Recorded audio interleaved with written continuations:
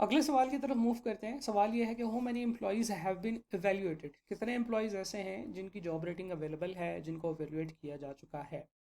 अच्छा, अगर हम ये फाइंड करना चाहते हैं तो हम देखेंगे कि हमारी जॉब रेटिंग के कॉलम में वो तमाम लोग जिनकी जॉब रेटिंग लिखी हुई है, ये लोग वो होंगे जिनको एवेल्युएट किया जा चुका है। टोटल 732 लोगों में से कितने लोगों को एवेल्युएट किया जा चुका है, ये काउंट करना है।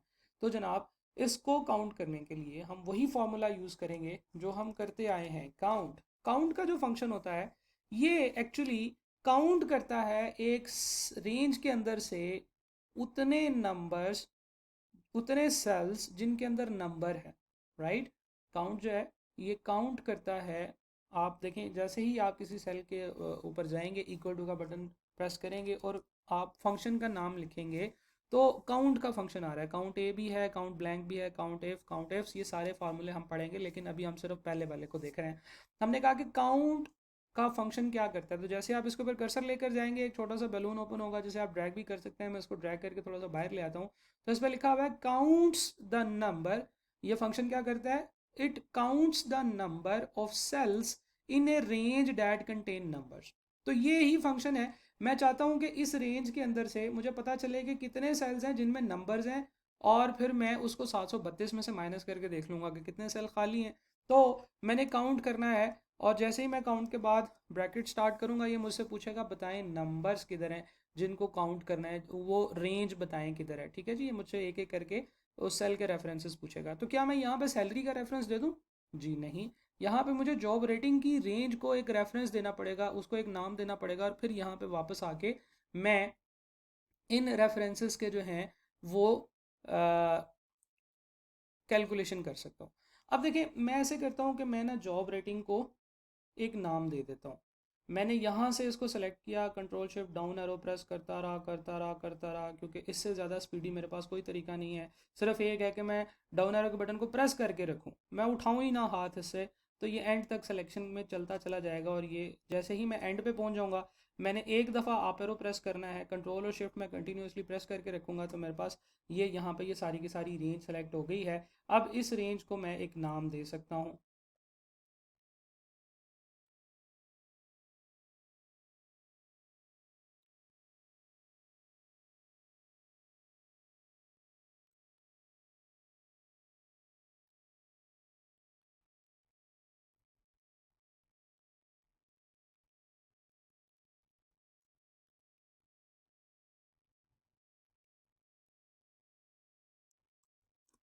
तो जनाब, जैसे मैं यहाँ तक पहुँचा, तो सबसे पहले वाले सेल का जो नाम था वो यहाँ पे लिखा हुआ नज़र आ रहा था।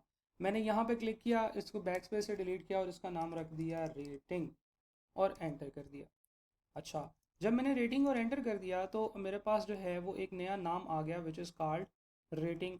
नई रेंज आ गई। अब मैं यहाँ पे करने लगा हूँ काउंट, और यहाँ पे मैं रेटिंग का नाम लिखूँगा, ब्रैकेट क्लोज करूँगा, एंटर करूँगा। तो आई गॉट द काउंट, और 646 लोगों का जो है वो इनको एवेल्यूएट किया जा चुका है। तो फिर कितने लोग ऐसे होंगे जिनको एवेल्यूएट नहीं किया गया?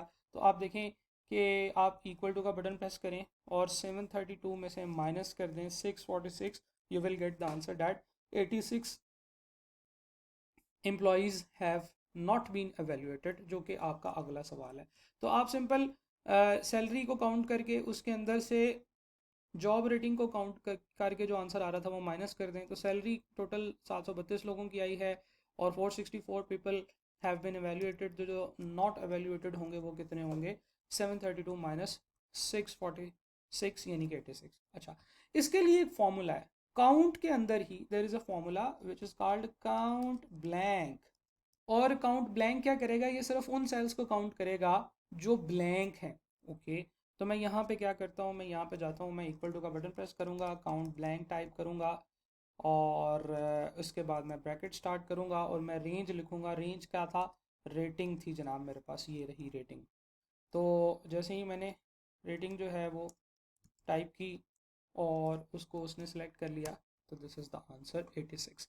अच्छा, अब आप ये भी तो सोच सकते हैं कि सर आपने वैसे क्यों नहीं किया कि ये 86 को यहाँ से फाइनल करके निकाल देते। अच्छा, काउंट और काउंट ब्लैंक, काउंट क्या करता है? सिर्फ उन सेल्स को काउंट करता है जो कि जिनमें कोई नंबर लिखा हो। For example there is a cell, ये खाली सेल है, इसमें मैं नाम लिखता हूँ अपना, ठीक है जी। तो क्या ख्याल है, जब मैं एंटर करूंगा तो फॉर्मूले अपडेट होंगे? जी बिल्कुल होंगे। क्या काउंट का आंसर 646 से इंक्रीज होना चाहिए क्योंकि एक और सेल ऐसा आ गया है जिसमें डाटा आ गया है? जी बिल्कुल नहीं होना चाहिए, क्योंकि काउंट क्या करता है, वो नंबर्स को देखता है, और जो मैंने अपना नाम लिखा है that is not a number, that is an alphabet. Similarly, क्या काउंट ब्लैंक का जो नंबर है वो 1 से डिक्रीज होगा कि नहीं होगा? क्या 86 की जगह 85 हो जाएगा? जी बिल्कुल हो जाएगा, क्योंकि एक ब्लैंक सेल था और वो ब्लैंक सेल अब ब्लैंक नहीं रहा, उसमें एक टेक्स्ट आ गया। तो ज़रा देखें क्या ऐसे ही होता है कि जो 646 है वो तो इंक्रीज नहीं हुआ, क्यों? क्योंकि एक सेल था जिसमें नाम आ गया है। अब मैं अगर इसको डिलीट करूंगा, ये 646 फिर डिलीट नहीं होगा, लेकिन देखिए काउंट ब्लैंक जो है वो 85 आ गया। तो आपने देख लेना है कि आपके डाटा सेट में किस तरीके से डाटा है।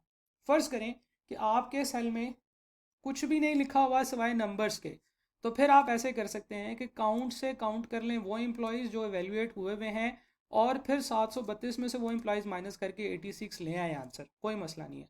लेकिन फर्ज करें कि कुछ सेल्स ऐसे हैं जिनमें लिखा हुआ है पेंडिंग, राइट?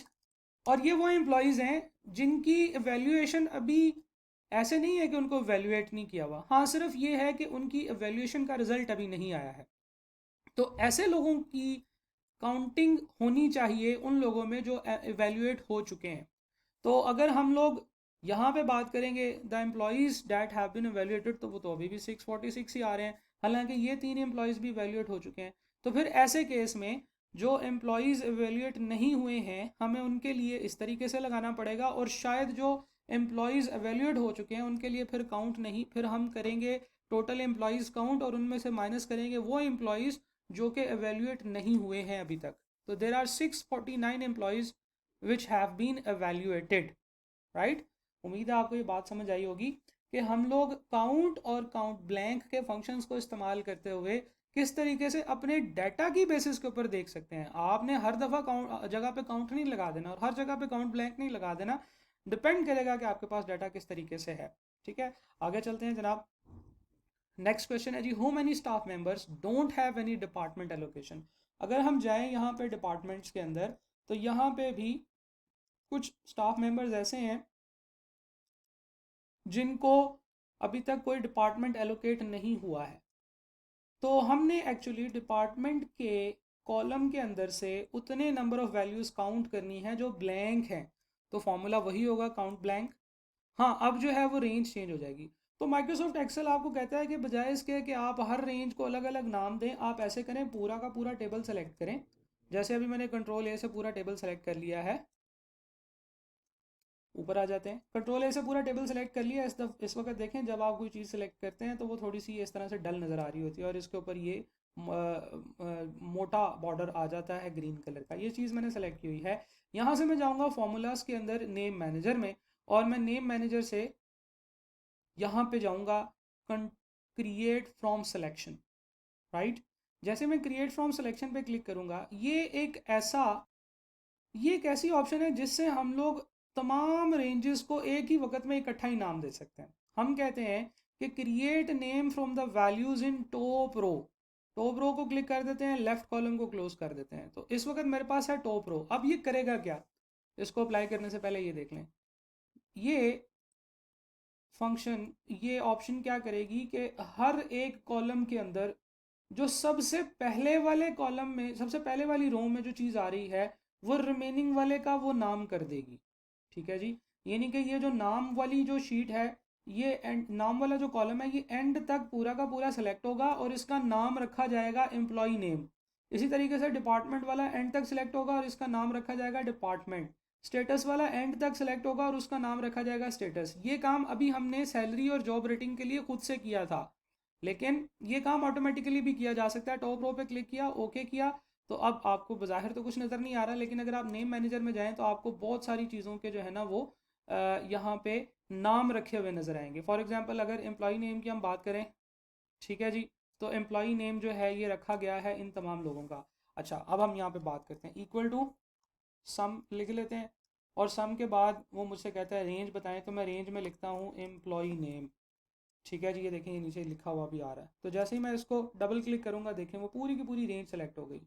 और सैलरी की रेंज के लिए हमने क्या नाम रखा था, हमने सैलरी रखा था, और सिस्टम ने भी इसका सैलरी ही नाम रखा है, इसलिए आपको टेंशन कोई नहीं हो रही। हाँ, जॉब रेटिंग के लिए इस रेंज का नाम जॉब रेटिंग है, जो कि रखा गया था, और इसी रेंज का नाम रेटिंग भी है, ठीक है, जो हमने रखा था। तो अगर एक रेंज ऐसी है जिसके एक से ज़्यादा नाम रखे गए हैं तो उसमें भी कोई इशू नहीं है, माइक्रोसॉफ्ट एक्सेल को वो दोनों का जो नाम है वो अलग अलग सेव कर लेगा। रेटिंग से मुराद है ये वाली रेंज, और सिस्टम का अभी फंक्शन को इस्तेमाल करते हुए, माइक्रोसॉफ्ट एक्सेल के क्रिएट फ्रॉम सिलेक्शन के फंक्शन को इस्तेमाल करते हुए हमने जो रेंज लगाई है वो लगाई है जॉब रेटिंग।